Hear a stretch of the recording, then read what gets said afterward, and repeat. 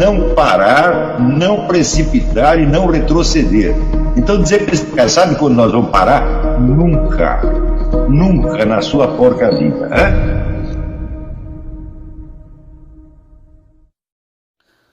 E aí pessoal do canal, tranquilo?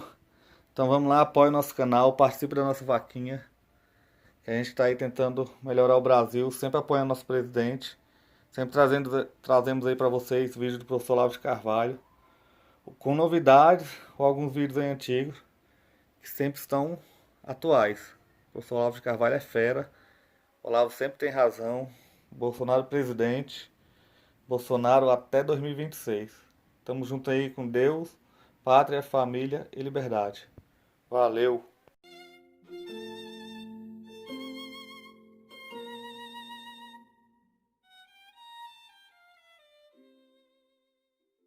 De ética material e ética formal.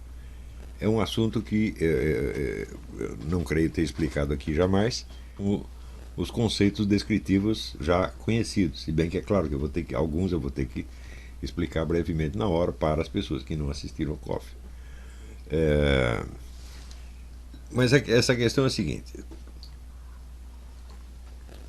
as proposições de ordem moral, elas são de dois tipos, basicamente. Umas que se referem a um valor objetivo, supostamente inerente ao objeto da ação, como, por exemplo, quando você deseja algo porque é bom, porque é belo, porque é útil, etc, etc.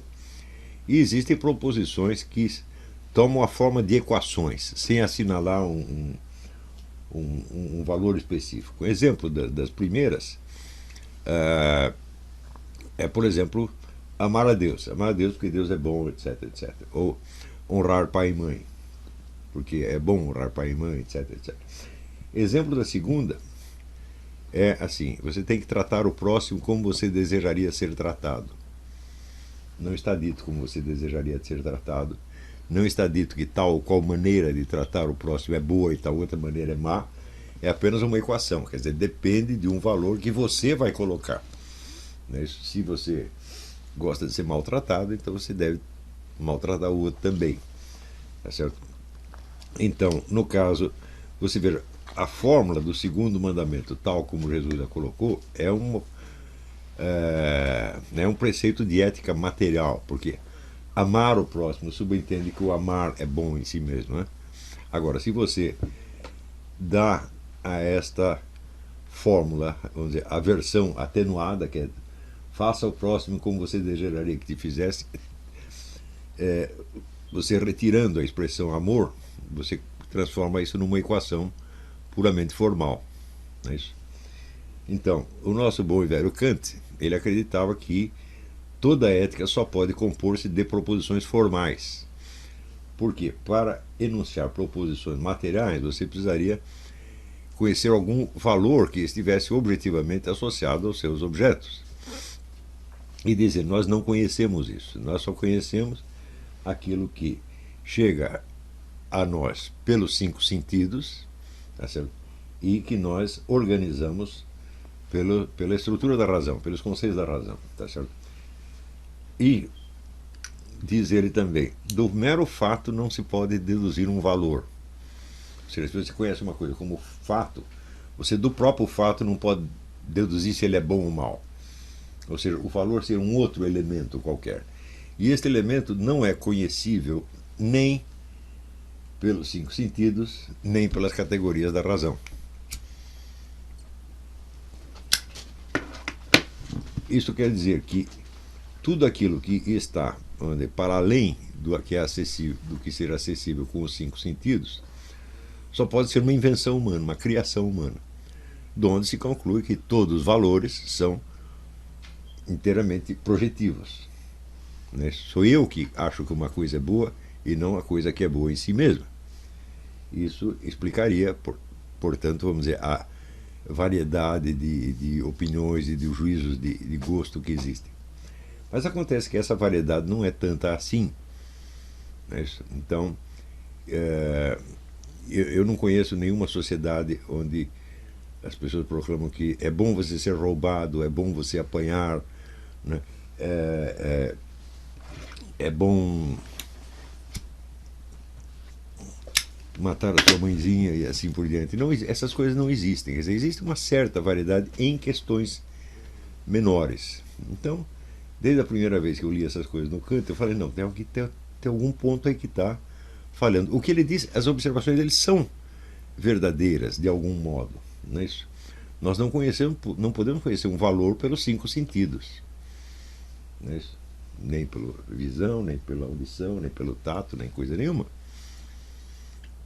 Mas a hipótese contrária de que todos os valores sejam puramente projetivos também é absolutamente inviável. Não? Então, se todos os valores fossem projetivos, os valores que eu associo a mim mesmo seriam puramente projetivos.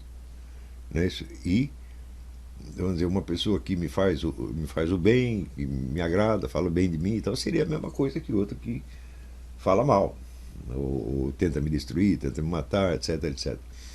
Então, vamos dizer, o problema com o Kant é que ele nunca inverte a posição do objeto que ele está examinando, e ele nunca se coloca ele próprio na posição de objeto, só de sujeito. Essa aliás, é o vício redibitório de toda a filosofia moderna, começa com René Descartes. Ela foca no sujeito, e esse raio do sujeito é só sujeito cognoscente. Ele só faz conhecer, ele nunca é objeto, ele nunca é conhecido por um outro. Né? E, no entanto, nós sabemos que se nós não fôssemos conhecidos, também não poderíamos conhecer nada, porque não teríamos nenhuma relação com o mundo externo. Né? Qualquer objeto que eu toque, eu estou passando para ele uma informação. Agora, por exemplo, eu estou depositando meu peso aqui em cima dessa mesa. Tá certo? A minha voz está afetando os seus tímpanos e assim por diante.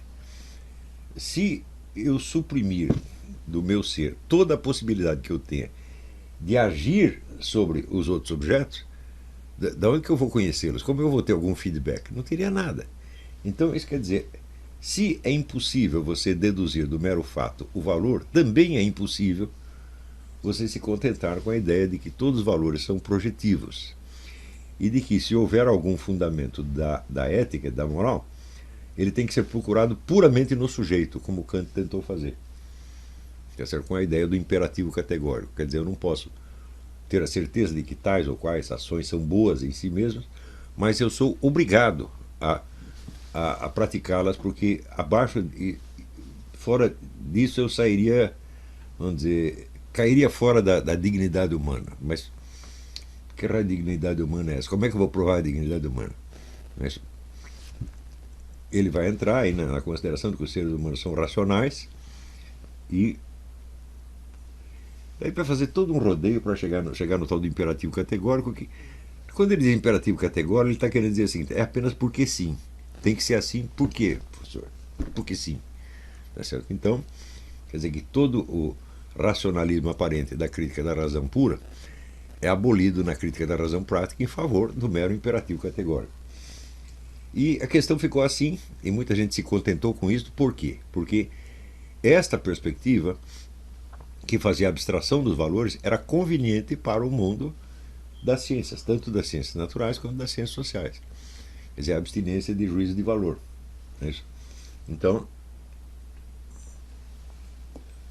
isso continua assim por muito tempo, até que no século XX, dois filósofos, um foi o Max Scheler, outro foi Nikolai Hartmann, propuseram a ideia de que os valores existem, eles estão nas coisas, eles existem objetivamente, e eles são reconhecíveis. Né? Vou dizer, uma criança pequena, um bebê de colo já reconhece valores. Né? Se você dá para ele uma coisa gostosa, ele gosta, e se você dá uma coisa ruim, ele não gosta. Hoje em dia já existem estudos feitos que mostram que bebês de colo reconhecem beleza. Se você mostra rosto bonito para eles sorriem, mostra rosto feio, eles choram. Então, isso seria absolutamente impossível se a coisa fosse puramente projetiva. Quer dizer, existem traços objetivos da beleza, da bondade e até da utilidade, que é uma relação que as coisas têm conosco. Tá certo?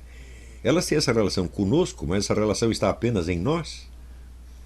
Por exemplo, Se eu quero construir um móvel, eu preciso de um pedaço de madeira. Funcionaria do mesmo jeito se eu tentasse construí-lo com bananas? Né? Não, quer dizer, a banana não tem em si a qualidade requerida para poder servir de matéria-prima para uma mesa, uma cadeira, etc, etc. Tá certo? Do mesmo modo, os instrumentos que eu me utilizo, tá certo?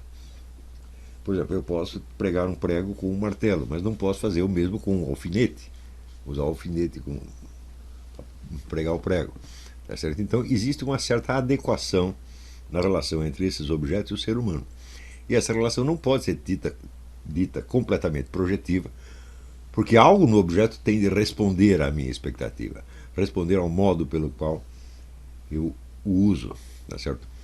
Então, você pode dizer, por exemplo, que valores como a beleza estão no próprio objeto, faltando apenas ser reconhecidos. E que a utilidade não está propriamente no objeto, mas numa certa relação que ela tem conosco, quer dizer, é útil para nós. É verdade que é para nós, mas não depende só de nós. Não é puramente projetivo. Se fosse puramente projetivo, eu poderia usar qualquer objeto para qualquer finalidade e sempre deveria funcionar. Então, a explicação do Kant de que o único fundamento objetivo dessas coisas é que todos os seres humanos têm o mesmo aparato de percepção não funciona absolutamente, porque só multiplica o problema. O fato de eu perceber igual aos outros não adianta nada se aquilo que eu estou percebendo não tem uma contrapartida objetiva. Na verdade, toda esta fase da filosofia, começa com Descartes até o século XIX, ela padece de um abstracionismo que chega a ser doentio, onde você, do campo total da experiência, no campo total da experiência, você introduz algumas distinções que são puramente racionais, são da sua conveniência metodológica, por assim dizer, e em seguida você acredita que essas distinções existem na realidade. Por exemplo, a distinção entre o que eu percebo com os sentidos e a qualidade que eu atribuo. Essa distinção ela só existe por uma análise posterior, ela não existe na experiência. Por exemplo, se você vê uma mulher bonita e você vê uma mocreia, pior ainda, pelada, né? Não é que você simplesmente vê as duas com a sua capacidade óptica e depois você vai concluir que a primeira é bonita e a segunda é feia. Não, a reação é imediata. Pelo menos para mim é, acho que para todo mundo é assim. Né? Não é isso? Se você vê certas figuras monstruosas, nojentas, que hoje abundam no cinema, porque você sabe que a era do sexo acabou, agora não é mais sexo. Agora é sangue, pus, feridas pisadas, né, furúnculos. Né? Todas essas coisas você vê, evidentemente você tem uma reação que é imediata, né? Que você vê e depois, meia hora depois, você vai pensar aquilo é feio ou bonito. Isso não existe. Isso quer dizer que a distinção entre a percepção e o juízo de valor é uma abstração. Ela é uma abstração feita a posteriori. Ou seja, você recorda a percepção que você teve e você nota que nela algumas informações chegaram a você pelos 5 sentidos e tem uma outra que você não sabe por onde chegou. Não é isso que você vai chamar o valor. Não é isso? Então, você fez essa distinção e não sabendo de onde veio o tal do valor, bom, você conclui, então deve ter sido uma contribuição minha, uma projeção minha. Na verdade, esse raciocínio, se levado às suas últimas consequências, pode se aplicar até mesmo às percepções dos sentidos. Porque aquilo que você vê, sobre aquilo que você vê, você pode sempre lançar a pergunta séptica: como é que eu sei que isso que eu estou vendo está no objeto mesmo, ou se é apenas uma reação interna dos meus órgãos sensitivos, uma reação interna do meu corpo? Esse é o argumento de David Hume, né? Nós nunca temos certeza de nada que nós estamos vendo, porque o que eu percebo, na verdade, são as alterações que se passaram no meu corpo apenas. Mas também essa análise é feita posteriormente. Por exemplo, se você está andando a cavalo, tá certo? você pode, depois que você desceu do cavalo e sentou na sua cadeira tranquilamente, você examinar quais os dados daquela experiência que vieram pelos 5 sentidos e quais que vieram de uma outra fonte. Mas na hora que você está andando ali, você não pode fazer isso. Ou se você está andando de bicicleta. Quer dizer, a experiência tem essa característica que eu chamo o círculo de latência. Ela nunca se resume àquilo que pode chegar pelos 5 sentidos. Nunca, em hipótese alguma. Isso quer dizer, não apenas que todo e qualquer objeto tem algumas propriedades que vão além daquilo que ela comunica aos 5 sentidos, mas eu também, todo e qualquer ato de percepção, eu estou percebendo algo que vai além dos 5 sentidos. Tá certo? Não é uma premonição, não é uma adivinhação, é simplesmente, bom, não sabemos o que é. Tá certo? Bom, isso até hoje sabemos, mas era assim que se colocava o problema até o século XIX. O filósofo Alain, o Émile Chartier, ele falava de uma antecipação na percepção. Quer dizer, toda percepção, além dos dados dos 5 sentidos, implica uma antecipação de alguma coisa. Por exemplo, no caso que eu cito do cachorro que está deitado, você não sabe se ele vai latir, se ele vai te morder, se ele vai ficar deitado, você não sabe o que ele vai fazer. Tá certo? Então eu digo, bom, se isto fosse uma antecipação, a antecipação teria que partir puramente de mim. Não é isso?